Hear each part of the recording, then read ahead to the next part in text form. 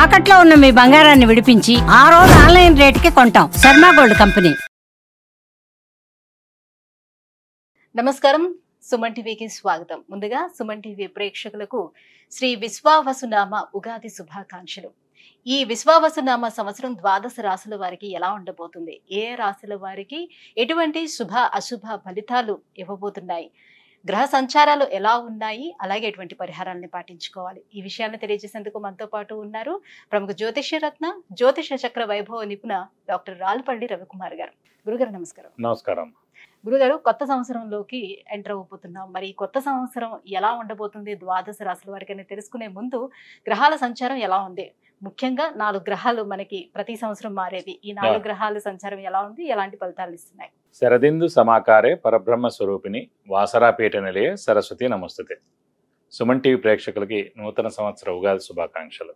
మెయిన్గా ఏంటంటే ఈ సంవత్సర ఫలితాలు ఇప్పుడు చెప్పుకుంటున్నాం కాబట్టి ప్రతి నెల ఏంటంటే మాస ఫలితాలు చెప్పుకుంటున్నాం కాబట్టి మాస ఫలితాలు చెప్పుకున్నప్పుడు ఏంటంటే రవి 1 మంత్కి మారుతాడు ప్రతి నెల, అలాగే బుధుడు 20 డేస్, శుక్రుడు 20 రోజులు, అలాగే కుజుడు 45 రోజులు, అలాగే శుక్రుడు 20 రోజులు, చంద్రుడు అంటే ప్రతిరోజు ఒక్కొక్క నక్షత్రం మారుతుంటాడు. ఒక మెయిన్గా మటుకు గురువు, రాహు, కేతు, శని అండి. ఈ 4 కూడా ఏడాది పాటు ఇంచుమించుగా ఉంటారు కాబట్టి గురువు ఉన్నారంటే సంవత్సర కాలం పాటు అక్కడే ఉంటారు. అలాగే రాహు ఉన్నారనుకోండి, కేతు 1.5 ఇయర్ ఒక రాశి నుంచి ఇంకో రాశికి మారడానికి పడుతుంది. అలాగే శని ఉన్నారంటే 2.5 ఇయర్స్ మారుతారన్నమాట. కాబట్టి ముఖ్యంగా ఏంటంటే అందుకే ఈ సంవత్సర ఫలితాలు చెప్పుకున్నప్పుడు ఏంటంటే మెయిన్గా గురువు, రాహు, కేతు, శని యొక్క మార్పులు ఏంటనేవి తెలుసుకోవాలి. ముందుగా శని వచ్చేసి మనకి 30వ తారీఖు మార్చి నెల 2025 నుంచే మనకి కుంభరాశి నుంచి మీన రాశిలోకి ప్రవేశిస్తున్నాడు. అదే రోజు ఉగాది అయింది, అదే రోజు శని కూడా మారుతున్నారు. అలాగే రాహు కేతువులు వచ్చేసి మనకి 18 మే 2025. రాహు మారంటే కేతు కూడా మారుతాడు. అందుకే చూడండి ఎప్పుడు కూడా జాతకంలో రాహు ఆపోజిట్ కేతు ఉంటారు. నవాంశలో తీసుకున్నా కూడా రాహు ఆపోజిట్ కేతు ఉంటారు. ఎవరైనా చేతితోటి వేసి ఇచ్చినప్పుడు మర్చిపోయి రాహుకి పక్కనే కేతు వేయడం, లేదంటే రాహుకి 3 గళ్ళు పక్కన కేతు వేయడం వేస్తూ ఉండొచ్చు తెలియక వాళ్ళకి. సో ఎప్పుడు అలా కాదండి, రాహు ఆపోజిటే కేతు ఉంటారు. ఇంకోటి ప్రతి గ్రహం కూడా క్లాక్ వైజ్ తిరుగుతుంది, ఒక్క రాహుకేతువులు మటుకు యాంటీ క్లాక్ వైజ్ తిరుగుతుందన్నమాట.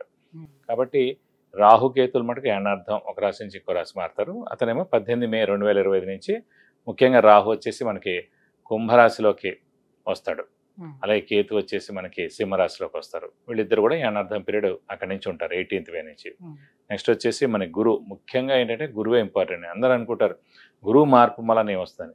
గురువు ఏ రోజైతే మారుతాడో ఆ రోజే పుష్కరాలు స్టార్ట్ అవుతాయండి. ఇదే రూల్ అనమాట. సాధారణంగా గురువు ఏ రాశి నుంచి ఏ రాశి మారుతుంది మనం అనుకుంటుంటాం. మన జాతకం చెప్పినప్పుడు కూడా మన రాశి నుంచి 2వ స్థానంలో, 5వ స్థానంలో, 7వ స్థానంలో, 9వ స్థానంలో, లాభస్థానంలో గురువు ఉన్నప్పుడు మన శుభ ఫలితాలు చెప్తుంటాం కదా. సో అందరూ అనుకుంటుంటారు అబ్బాయి ఎప్పుడు మన రాశి నుంచి 2nd హౌస్ వస్తుంది, ఎప్పుడు మన రాశి నుంచి 5th, 7th, 9th, 11th వస్తుంది. సో వాళ్ళకి ఒకటే నమ్మకం ఏంటంటే ఈ రోజైతే పుష్కరాలు స్టార్ట్ అవుతాయో ఆ రోజు గురువు ఒక రాశి నుంచి ఇంకో రాశిలోకి మారుతున్నట్టు మనం ఈజీగా గుర్తించవచ్చు. ఇంకోటి అంటే ముఖ్యంగా చాలామందికి అంటే ఇప్పుడు కొంతమందికి వివాహం కాని వారు ఉంటారు, సంతానం లేని వారు ఉంటారు, ఉన్నత చదువు గురించి వెళ్ళిన వాళ్ళు ఉంటారు, అలాగే ఫారెన్ విజిట్స్ కానీ, ట్రావెల్స్ కానీ, అంటే అసైన్మెంట్స్ కానీ గురించి వెళ్తారు, కొత్త జాబ్ గురించి, ప్రమోషన్స్ గురించి, అలాగే సంతానం, గృహం, వాహనం ఇవన్నీ కూడా మనం చెప్పుకోవాలంటే కనుక గురువు యొక్క మార్పుతోటే చెప్పాలన్నమాట. కొన్ని రాశుల వాళ్ళకి లాస్ట్ 2 ఏళ్ళు లేదనుకోండి, ఈ ఏడాది ఉంటుంది. అంటే ఆ ఏడాది వాళ్ళకి 2వ స్థానం కానీ, 5వ స్థానం కానీ, 7వ స్థానం కానీ, 9 కానీ, 11లోకి వచ్చినప్పుడు ఆ సంవత్సర కాలం పాటు. ఓవరాల్ గా అంటే ఈ 4 గ్రహాల మార్పుతోటి దేశవ్యాప్తంగా ఎటువంటి మార్పులు చోటు చేసుకునే అవకాశం ఉంటుంది? ఆర్థిక పరంగా కానివ్వండి, అంటే ఆర్థిక పరంగా ఇవన్నీ కూడా ఎక్సలెంట్గా ఉంటుంది. ఎందుకంటే బుధుడు మెయిన్ వ్యాపార కారకుడు. ఎవరికైనా సరే ఆర్థికానికేమో బుధుడు అవుతాడు, అలాగే గురువు కూడా అవుతాడు. గురువు వచ్చేసి మనకి సంచారం మిథున రాశిలోకి వస్తున్నాడు. మిథున రాశి అధిపతి బుధుడు అండి. సో ఎప్పుడైతే మిథున రాశి అధిపతి బుధుడిని ఈ గురువు కలుస్తాడో, అంటే ఆ మిథున రాశిలోకి వచ్చే సంవత్సర కాలం పాటు ఉంటాడు. సో వ్యాపార అభివృద్ధి ఉంటుంది, దేశాభివృద్ధి ఉంటుంది, అన్ని విధాలు కూడా చాలా బాగుంటుంది. ప్లస్ చాలామంది అంటే ఇంకా వ్యాపారం విపరీతంగా పెరుగుతుంది, ఎక్స్పోర్ట్ కానివ్వండి ఇవన్నీ కూడా విపరీతంగా పెరుగుతాయి అన్నమాట. వాతావరణ పరిస్థితుల్లో ఎటువంటి మార్పులు? వాతావరణం కూడా చాలా బాగుంటుంది. ఎందుకంటే శని కూడా మనకి గురువు స్థానం అయిన మీన రాశిలోకి వస్తున్నాడు. ఇంకోటి ఏంటంటే ఆధ్యాత్మిక కారకుడు శని, గురువు, కేతు కూడా అండి. అలాంటి ఆధ్యాత్మిక కారకుడైన శని వచ్చేసి మనకి గురువు రాశి అయిన మీన రాశిలోకి ఉంటాడు కాబట్టి సో ఆధ్యాత్మిక వాతావరణం 2.5 years పరిపూర్ణంగా ఉంటుందని చెప్పుకోవచ్చు. శత్రు దేశాల నుంచి వివాదాలు కానీ అలాంటి చోటు చేసుకుని అలాంటివి అయితే ఏ ఇబ్బంది ఉండదు, ఖచ్చితంగా ఉండదు. జూన్ తర్వాత నుంచి ఇలాంటి ప్రాబ్లమ్స్ అన్ని కూడా తీరిపోతాయి. కొన్ని రోజులు ఏంటంటే కుజుడు కూడా నీచ స్థానంలో ఉంటాడు అన్నమాట కర్కాటక రాశిలో ఈ మే జూన్ ఆ సమయాల్లో. ఒకసారి జూన్ వెళ్ళిపోయిన తర్వాత నుంచి మటుకు ఎలాంటి ప్రాబ్లమ్స్ ఉండవు దేశానికి మటుకు. గురుగారు, మరి శ్రీ విశ్వావసునామ సంవత్సరం మేషరాశి వారికి ఎలా ఉండబోతుంది? వీళ్ళకి ఈ 4 గ్రహాలు ఎంత సపోర్టివ్ గా ఉన్నాయి? తప్పకుండా అమ్మ. మేషరాశి అనగానే మనకి అశ్విని 1, 2, 3, 4 పాదాలు, భరణి 1, 2, 3, 4 పాదాలు, కృత్తిక 1వ పాదం, ఈ నక్షత్రాల సమూహంతో మనకి మేషరాశిలోకి వస్తుంది. వీరు మటుకు కొంచెం మిశ్రమంగా ఉందని చెప్పుకోవాలి. ఎందుకంటే మొన్నటిదాకా వీళ్ళకి గురుబలం, శని బలం, రాహుబలం, కేతుబలం పరిపూర్ణంగా ఉండేవి. ప్రస్తుతం మటుకు గురుబలం తగ్గింది, ఎందుకంటే తృతీయ స్థానంలోకి వచ్చాడు. అలాగే శని వచ్చేసి ఏలినాటి శని స్టార్ట్ అయింది, 30th మార్చి నుంచి ఏలినాటి శని స్టార్ట్ అవుతుంది. కాబట్టి వ్యయ స్థానంలోకి శని వస్తున్నాడు. రాహుని తీసుకుంటే మనకి లాభస్థానంలోకి వస్తున్నాడు, అది పర్వాలేదండి. అలాగే కేతు వచ్చి మనకి పంచమ స్థానంలో ఉన్నాడు, అది కూడా పర్లేదు. సో రాహు కేతుల బలం పరిపూర్ణంగా ఉంది కాబట్టి ఏలినాటి శని ఎఫెక్ట్ మనకు ఖచ్చితంగా, అంటే ప్రస్తుతం వెంటనే స్టార్ట్ అయింది కాబట్టి ఇప్పుడే ఎఫెక్ట్ ఏమి ఉండదు. ఫస్ట్ 2.5 years మటుకు మిశ్రమంగా ఉంటుంది, తర్వాత మటుకు కొంచెం ఉధృతంగా ఉంటుంది. ఎందుకంటే కుజుడికి శనికి అస్సలు పడదు. ఇంకోటంటే మేషరాశిలోనే శని నీచ స్థానం అనమాట.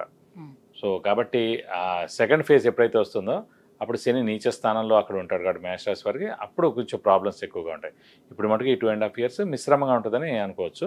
ప్రస్తుతం అయితే మనకి అయితే గడిచిన కాలాన్ని వాళ్ళు స్మరణ చేసుకుంటుంటే బెస్ట్. మే 15 దాకా మనకు ప్రస్తుతం గురుబలం ఉంది కాబట్టి ఈ 2 నెలల మటుకు కొంచెం ఏమైనా బాగా హార్డ్ వర్క్ చేస్తే కనుక ఉద్యోగం విషయంలో కానివ్వండి, వివాహ విషయం కానివ్వండి, సంతాన విషయం కానీ ఇవన్నీ ఏమైనా కూడా బాగా వెంటనే కష్టపడితే కనుక మే 15 దాకా ఛాన్స్ ఉంది. ఒకసారి గురుబలం తగ్గిపోయిందంటే కనుక బాగా కష్టపడితే కానీ పని అవ్వదు.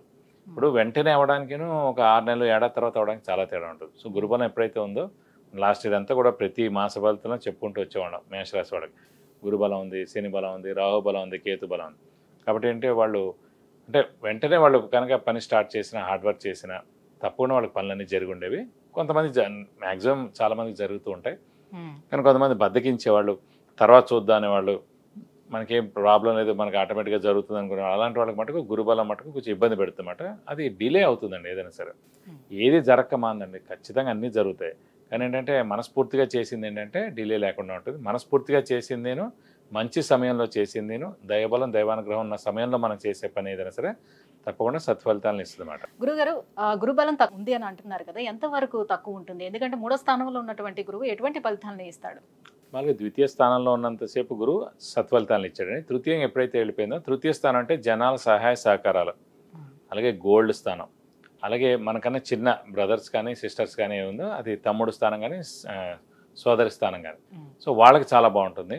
అలాగే జనాల సహాయ సహకారాలు ఉంటుంది. కానీ గురుబలం మటుకు మనకు 50% ఉన్నట్టమాట. సో 50% లేనట్టే. కాబట్టి బాగా కష్టపడితే కానీ పనులు జరగవు. ఇంకోటి ఏంటంటే మేషరాశికి యోగకారకుడు, భాగ్యాధిపతి, యోగకారకుడు, లక్ ఫేవర్ చేసే గ్రహమే గురువు అండి. సో అలాంటి గ్రహం అయిన గురువు మనకి తృతీయ స్థానంలో ఉన్నాడు కాబట్టి మిశ్రమ ఫలితాలను ఇస్తారన్నమాట.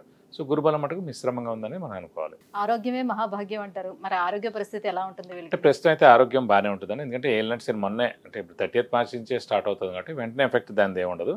నెక్స్ట్ ఫేజ్ ఎప్పుడైతే వస్తుందో అప్పుడు ఉంటుందండి. కాబట్టి ఇప్పుడు మటుకు ఆరోగ్యం, పెద్దవాళ్ళు, చిన్నపిల్లలు, ఇంట్లో ఉన్న వాళ్ళందరూ కూడా మేషరాశి వారికి ఆరోగ్యపరంగా ఈ సంవత్సర కాలం అంతా కూడా బాగానే ఉంటుందని చెప్పుకోవాలి.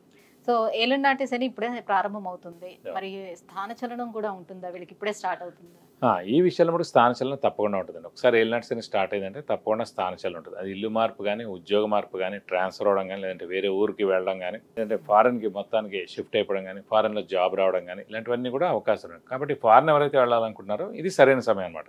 సో వారు బాగా కష్టపడితే ఖచ్చితంగా ఫారెన్ వెళ్ళేందుకు అవకాశం ఉంది.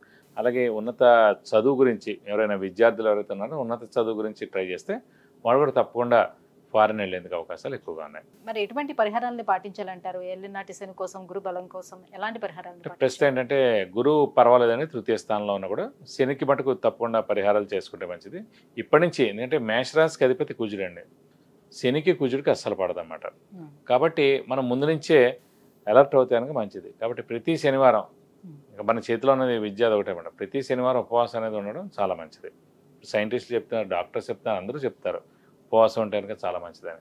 ఇది ఎప్పటి నుంచో మన ఋషులు అందరూ చెప్తారు. కాబట్టి ఏదైతే గ్రహం బాగాలేదో ఆ రోజున మనం ఉపవాసం ఉండడం చేతన నేను మాడిపోయి ఉంటున్నాను, నేను కడుపు కాలిపోయి ఉంటున్నాను, సో అప్పుడు ఆ ఎఫెక్ట్ ఏం పడదన్నమాట. పోన్లే పాపం వాడు మన గురించి ఇదిలో ఉన్నాడని చెప్పి ఆ ఎఫెక్ట్ కూడా ఎక్కువ పడదు. కాబట్టి ఉపవాసం పరిపూర్ణంగా ఉంటే కనుక తప్పకుండా ప్రతి శనివారం ఇప్పటి నుంచి 7.5 ఏళ్ళు ఫిక్స్డ్గా పెట్టుకుంటే సరిపోద్ది. ఏలినాటి శని అయ్యేదాకా మనం ఖచ్చితంగా ప్రతి శనివారం ఉపవాసం ఉంటే చాలా మంచిది. అలాగే శివుణ్ణి లేదంటే ఆంజనేయ స్వామిని ఎక్కువగా ఆరాధిస్తే చాలా మంచిది. ప్రతిరోజు శివుడు అష్టోత్తరం కానీ లేదంటే ఆంజనేయ స్వామి అష్టోత్తరం చదువుకున్నా కూడా మీకు అన్ని విధాలా మంచి చేకూరుతుంది. విద్య, ఉద్యోగం, వివాహం, విదేశీయానం, ఆరోగ్యం, అలాగే ఐశ్వర్యం వీటన్నిటి గురించి తెలుసుకోవాలంటే కింద స్క్రోల్ అవుతున్నటువంటి నెంబర్లకి కాల్ చేసి గురువుగారు అపాయింట్మెంట్ పొందవచ్చు. గురుగారు, ఈ విశ్వావసునామ సంవత్సరం మేషరాశి వారికి ఎలా ఉండబోతుంది, ఎలాంటి పరిహారాన్ని పాటించుకుంటే బాగుంటుంది, ఈ విషయాన్ని తెలియజేసినందుకు ధన్యవాదాలు. నమస్కారం.